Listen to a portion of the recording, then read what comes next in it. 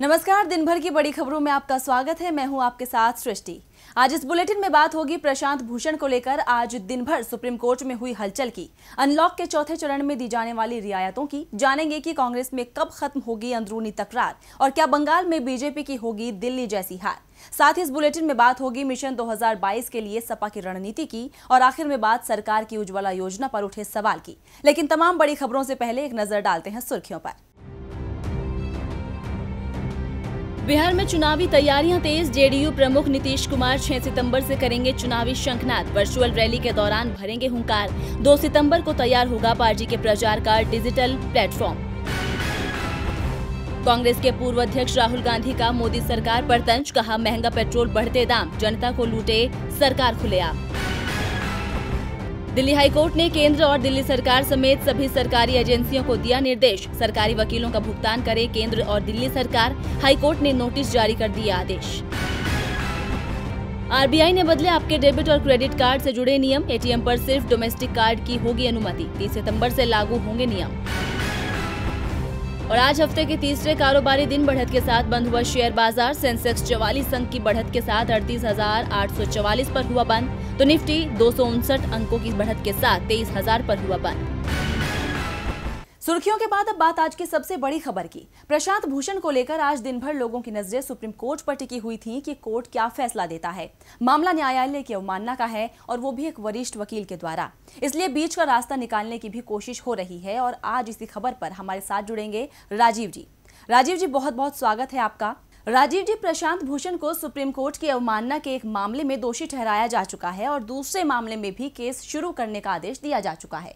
लेकिन प्रशांत भूषण का तर्क है कि उनका बयान न्यायालय की अवमानना नहीं है। भूषण भले ही कहें उन्होंने कोर्ट की अवमानना नहीं की है, लेकिन कोर्ट तो उन्हें इस मामले में दोषी ठहरा चुका है। ऐसे में अब क्या रास्ता बचता है?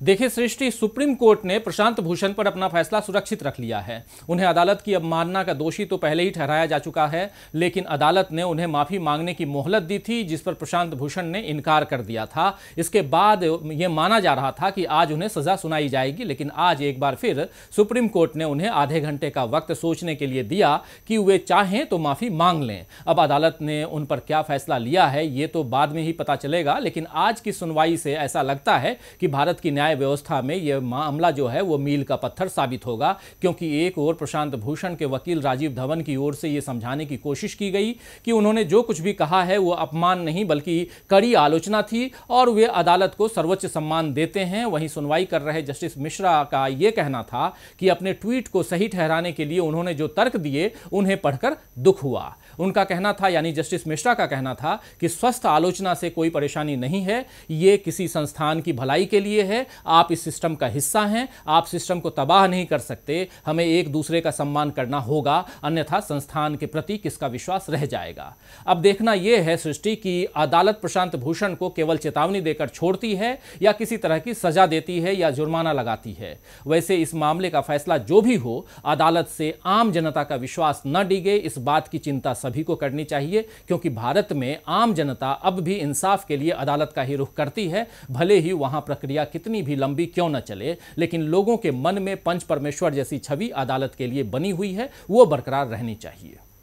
बहुत बहुत धन्यवाद राजीव जी आपका तमाम जानकारी के लिए। अब बढ़ते हैं अपनी अगली खबर की ओर। देश में स्वास्थ्य मुसीबत को रोकने के लिए मार्च में सब कुछ बंद किया गया, जिससे अर्थव्यवस्था गर्त में चली गई। लेकिन फिर अर्थव्यवस्था को संभालने के लिए देश को खोलना शुरू किया गया। फिलहाल देश में इसका तीसरा चरण चल रहा है, जो 31 अगस्त को समाप्त होगा, जिसके बाद चौथा चरण शुरू होगा। तो चौथे चरण में किन बंदिशों को किया जा सकता है खत्म, देखिए इस रिपोर्ट में। देश में महामारी ने दस्तक जनवरी के अंतिम सप्ताह में ही दे दी थी, लेकिन मार्च में इसमें तेजी आई, जिसके बाद पीएम मोदी ने 25 मार्च से पूरे देश में पूर्णबंदी लगाने का ऐलान कर दिया। जरूरी सेवाओं को छोड़ सभी चीजों को लॉक कर दिया गया। लेकिन 2 महीने बाद ही गिरती हुई अर्थव्यवस्था को सहारा देने के लिए केंद्र द्वारा अनलॉक की शुरुआत की गई। फिलहाल 31 अगस्त को अनलॉक का तीसरा चरण समाप्त होने जा रहा है।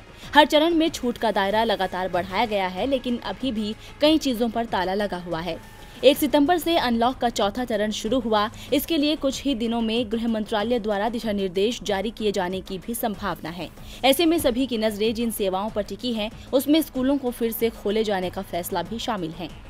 लेकिन जो खबरें आ रही हैं उसमें बताया जा रहा है कि केंद्र सरकार इस बार भी स्कूल खोलने पर विचार नहीं कर रही है। हालांकि कुछ राज्य उच्च शैक्षणिक संस्थानों को खोलने का सुझाव दे रहे हैं। ऐसे में स्कूलों के खुलने के लिए अभी और इंतजार करना पड़ सकता है, लेकिन IIT, IIM समेत तमाम कॉलेज और यूनिवर्सिटियों को खोलने की अनुमति मिल सकती है। वहीं कुछ राज्य उच्च शिक्षण संस्थानों में भी शैक्षणिक गतिविधियों पर प्रतिबंध आगे भी कामयाब रखने पर जोर दे रहे हैं। इसके साथ ही राजधानी दिल्ली में मेट्रो को लेकर भी तमाम कयास लगाए जा रहे हैं कि क्या अनलॉक के इस चरण में मेट्रो फिर रफ्तार पकड़ेगी। दिल्ली मेट्रो रेल निगम भी साफ कर चुका है कि उसकी ओर से मेट्रो चलाने की पूरी तैयारी है, बस सरकार के निर्देश का इंतजार है। वहीं दिल्ली के मुख्यमंत्री अरविंद केजरीवाल का कहना है कि उन्होंने केंद्र सरकार से अनुरोध किया है कि दिल्ली में स्थिति अब कंट्रोल में है, इसीलिए चरणबद्ध तरीके से मेट्रो को चलाने की अनुमति दी जाए। ऐसे में इस बात की संभावना है कि दिल्ली मेट्रो की कुछ शर्तों के साथ परिचालन की इजाजत मिल सकती है। वहीं दूसरी ओर दिल्ली NCR में जल्द ही फिल्मों और विज्ञापनों की शूटिंग भी शुरू होने के आसार हैं। केंद्र सरकार ने 23 अगस्त को टीवी फिल्मों के लिए शूटिंग के लिए गाइडलाइन जारी की थी। गाइडलाइन में सभी जगहों पर फेस मास्क के इस्तेमाल और सोशल डिस्टेंसिंग को अनिवार्य किया गया है, जिसके बाद सिनेमा हॉल खोलने के लिए दिशा निर्देश तैयार करने की बात की जा रही है। कुछ दिनों में गाइडलाइन सामने आने के बाद शर्तों के साथ सिनेमा हॉल भी खुल सकते हैं। वहीं खबर है कि स्वास्थ्य मंत्रालय की राय लेकर सिनेमा हॉल खोलने की गाइडलाइंस तैयार की जा रही है और ये फाइनल स्टेज में है। खैर, अब अनलॉक के किन किन सेवाओं पर से ताला हटेगा, इसकी तस्वीर तो गृह मंत्रालय की ओर से जारी की जाने वाली गाइडलाइंस के बाद ही पता चलेगी। अब गृह मंत्रालय की चौथे चरण की गाइडलाइंस आने के बाद ही कुछ साफ होगा कि किन सेवाओं पर लगी रहेगी रोक और कहां पाबंदियां होंगी खत्म। एक तरफ देश पाबंदियों के खत्म होने के इंतजार में है, तो वहीं कांग्रेस को भी इंतजार है कि पार्टी के अंदर शुरू हुई कलह जल्द ही खत्म हो जाए। सोमवार को CWC की बैठक हुई थी, जिसमें पार्टी के अंदर की कलह खुलकर सामने आ गई। इसके बाद नुकसान की भरपाई की कोशिशें भी तेज हो गई हैं, लेकिन मामला अभी शांत नहीं हुआ है। पार्टी में वेट एंड वॉच की स्थिति बनी हुई है। देखिए रिपोर्ट। कांग्रेस कार्य समिति की बैठक हाई वोल्टेज ड्रामा बन गई। बवाल की शुरुआत तब हुई जब कांग्रेस की अंतरिम अध्यक्ष सोनिया गांधी को लिखे गए पत्र की टाइमिंग पर राहुल गांधी ने सवाल उठाए। जैसे तैसे कांग्रेस के कुछ नेताओं ने इस हाई वोल्टेज ड्रामे को संभाल तो लिया, लेकिन अभी भी पार्टी का एक धड़ा असंतुष्ट होने की बात कर रहा है।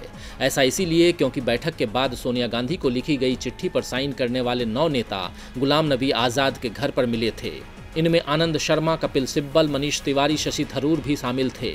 सभी नेताओं का कहना है कि वे लोग आगे की रणनीति पर बात कर रहे थे। कांग्रेस नेता आनंद शर्मा ने कहा कि पत्र की कॉपी CWC में शामिल सभी लोगों के पास नहीं थी, जिसकी वजह से कंफ्यूजन हुआ और आपस में गलत बयान भी दिए गए, जबकि बाकी नेता का कहना है कि वे लोग देख रहे हैं कि आगे इस पर क्या किया जाता है। बहरहाल कुल मिलाकर मीटिंग में विवाद, नेताओं के बयान और मीटिंग के बाद चिट्ठी लिखने वाले नेताओं के केंद्र में गुलाम नबी आजाद ही हैं। गुलाम नबी आजाद ने ही बीजेपी से मिली भगत के आरोपों का जिक्र किया था और इस्तीफा देने तक की बात कही थी। अब सवाल यही है कि आखिर पार्टी की आंतरिक कलह कहां तक जाती है। अब कांग्रेस अध्यक्ष सोनिया गांधी पार्टी के अंदर की कलह को कितनी जल्दी खत्म कर पाएंगी, इस पर सभी की नजरें बनी हुई हैं। तो दूसरी ओर नजरें तो पश्चिम बंगाल पर भी टिकी हुई हैं, क्योंकि कुछ महीने बाद ही पश्चिम बंगाल में विधानसभा चुनाव होने हैं, जहां TMC और बीजेपी के बीच कड़ा मुकाबला हो सकता है। लेकिन बीजेपी के पास CM फेस न होना मुश्किलें बढ़ा रहा है और इसे लेकर ही कैलाश विजयवर्गीय ने बड़ा ऐलान किया है। लेकिन उनकी ये घोषणा बीजेपी को हार की ओर ले जा सकती है। तो क्या है पूरा मामला, देखिए इस रिपोर्ट में। पश्चिम बंगाल में बीजेपी ने नेताओं की कतार लगा दी है। दिलीप घोष से लेकर मुकुल रॉय को जिम्मेदारी दे दी है, लेकिन उसके पास CM का कोई चेहरा नहीं है। बीजेपी महासचिव कैलाश विजयवर्गीय के बयान के बाद तो यही लगता है कि बीजेपी चेहरा विहीन है। उन्होंने कहा कि पश्चिम बंगाल के विधानसभा चुनाव में बीजेपी की ओर से मुख्यमंत्री पद के उम्मीदवार के रूप में किसी चेहरे को पेश नहीं किया जाएगा। बंगाल में बीजेपी के रणनीतिकार कैलाश विजयवर्गीय ने बताया कि तृणमूल कांग्रेस के खिलाफ बीजेपी को PM नरेंद्र मोदी के चेहरे पर भरोसा है। एक बार सत्ता में आने के बाद विधायक दल केंद्रीय नेतृत्व से परामर्श के बाद मुख्यमंत्री के तौर पर अपनी पसंद का फैसला करेगा। अब बीजेपी ने साफ ऐलान कर दिया है कि वो CM के बिना मैदान में उतरेगी, लेकिन विजयवर्गीय का ये बड़ा ऐलान बीजेपी को परेशान कर सकता है। झारखंड दिल्ली की तरह नतीजों को दोहरा सकता है। झारखंड और दिल्ली चुनाव में भी बीजेपी CM के बिना मैदान में उतरी थी। इस रणनीति का उसे फायदे की बजाय खामियाजा उठाना पड़ा था। दोनों ही राज्यों में पार्टी की बुरी हार हुई थी। दिल्ली में पार्टी को महज 8 सीटें ही मिली थी। वहीं झारखंड में भी वो महागठबंधन को टक्कर देने में नाकाम रही थी। इस रणनीति के फेल होने के बावजूद वो अब एक बार फिर पश्चिम बंगाल चुनाव के लिए इसे ही दोहरा रही है। ऐसे में अब देखना होगा कि क्या बंगाल में बिना CM बीजेपी को जीत मिल पाएगी या नहीं। पश्चिम बंगाल में बीजेपी किस पर दांव लगाएंगी, ये देखने वाली बात होगी। फिलहाल तो देश के लाखों छात्रों की किस्मत दांव पर लगी हुई है, क्योंकि नीट और जी की परीक्षाओं को लेकर उन्हें राहत मिलती नहीं दिख रही है। दरअसल देश में नीट और जी की परीक्षा को लेकर सरकार और विपक्ष के बीच तकरार चल रही है। सरकार लगातार परीक्षा कराने की मांग पर अड़ी है, तो विपक्ष परीक्षा स्थगित करने की मांग कर रहा है। लेकिन अब सुप्रीम कोर्ट ने परीक्षा को लेकर सख्त रुख अपनाते हुए एक आदेश दिया है। एक रिपोर्ट देखिए। स्वास्थ्य मुसीबत के मद्देनजर देश में नीट और जी की परीक्षा को रद्द कराने की मांग जोर शोर से उठ रही थी। राजनीतिक गलियारों में भी इसकी गूंज है। विपक्षी दल स्वास्थ्य कारणों का हवाला देकर परीक्षा टालने की मांग कर रहे हैं। नीट जेईई की परीक्षा कराने को लेकर अब सुप्रीम कोर्ट ने सख्त आदेश दिया है और अरब देशों में नीट परीक्षा आयोजित करने के लिए केंद्र सरकार को निर्देश देने की मांग को खारिज कर दिया। लेकिन केंद्र सरकार को निर्देश दिया कि 13 सितंबर को वंदे भारत मिशन के तहत विदेश में बसे छात्रों को भारत आने की अनुमति दी जाए।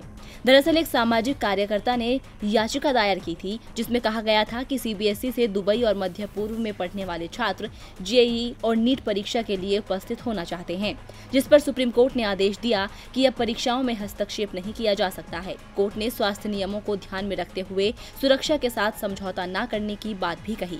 साथ ही परीक्षा आयोजित कराने वाली संस्था एमसीआई को फटकार लगाते हुए कहा कि ऐसे नाजुक हालातों में नीट परीक्षा को ऑनलाइन कराने पर विचार क्यों नहीं किया जा रहा। सुप्रीम कोर्ट के आदेश के बाद तो छात्र अपनी परीक्षाओं की तैयारी करने में जुट गए हैं, क्योंकि परीक्षाओं में ज्यादा वक्त नहीं बचा है।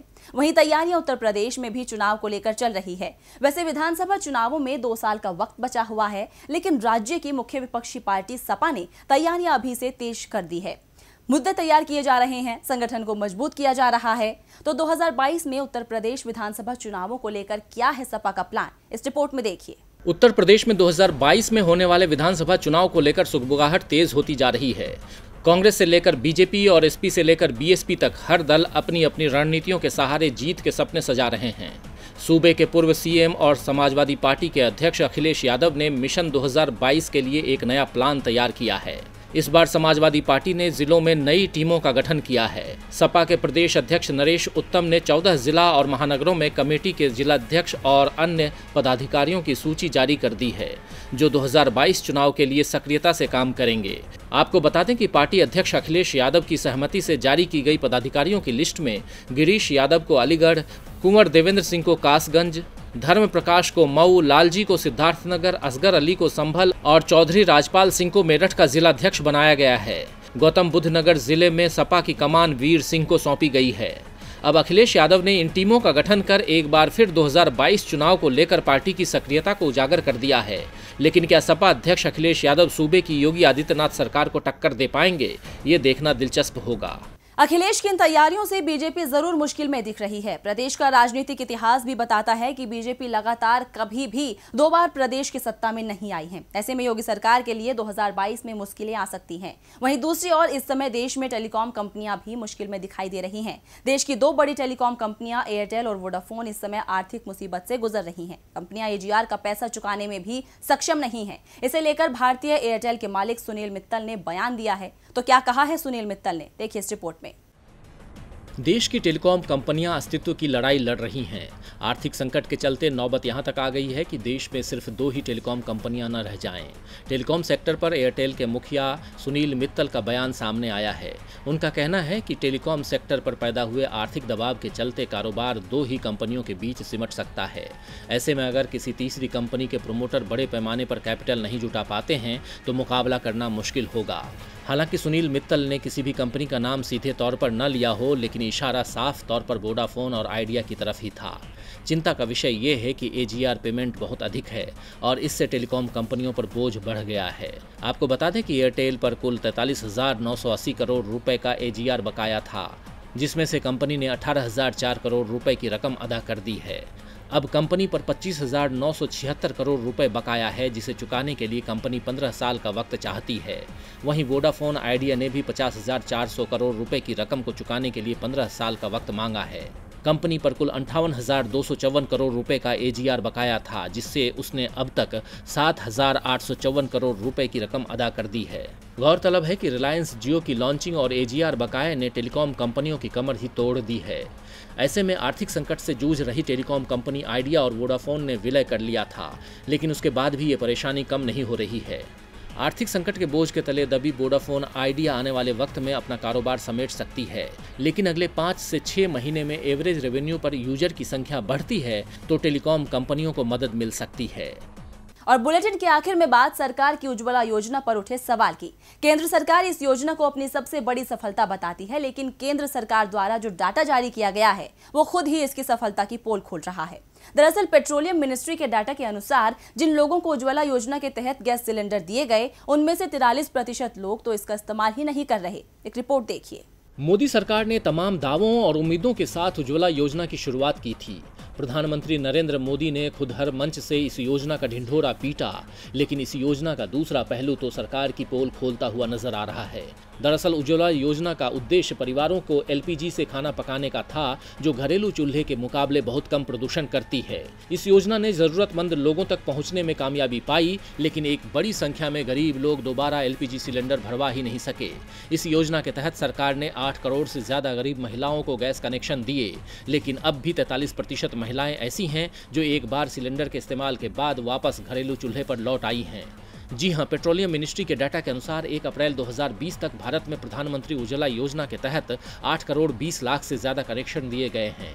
डाटा से ये बात सामने आई है कि पिछले 4 साल में दिए गए प्रधानमंत्री उज्ज्वला योजना कनेक्शन ने ग्रामीण भारत के कुल एलपीजी कनेक्शन में 71% की बढ़ोतरी की। हालांकि इस सफलता ने प्रधानमंत्री उज्ज्वला योजना के मूल उद्देश्य को पूरा करने में मदद नहीं की।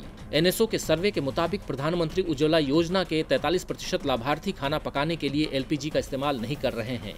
सर्वे में पता चला है कि जैसे ही लोगों की आर्थिक स्थिति में नीचे की ओर चलते हैं, वैसे ही एलपीजी का इस्तेमाल न करने वाले लाभार्थियों की संख्या भी बढ़ती जाती है। आपको बता दें कि प्रधानमंत्री उज्ज्वला योजना के तहत 70% लाभार्थियों में भारत के निचले तबके के 40% लोग हैं, जिससे ये साफ होता है कि ये योजना गरीब लोगों तक पहुंचने में कामयाब रही। इस योजना पर सीएजी की 2019 की ऑडिट रिपोर्ट में कहा गया है कि अप्रैल 2016 से दिसंबर 2018 तक भारत के 4 बड़े महानगरों में 14.2 किलोग्राम वाले एलपीजी सिलेंडर की कीमत बाजार में 500 रुपए से लेकर 837 रुपए रही। 2018 का एनएसओ सर्वे कहता है कि भारत के 20% गरीब लोगों का महीने का औसतन प्रति व्यक्ति खर्च 1065 रुपए है। इससे ये बात साफ है कि 500 रुपए का सिलेंडर उसके घर के आधे खर्च के बराबर है, जिसके बाद सरकार की इस योजना पर सवाल उठना भी लाजिमी है। खैर, अब देखना होगा कि सरकार अपनी इस योजना को सफल बनाने के लिए आगे क्या कदम उठाती है। तो दिन भर की बड़ी खबरों में फिलहाल के लिए इतना ही। देखते रहिए डीबी लाइव। नमस्कार।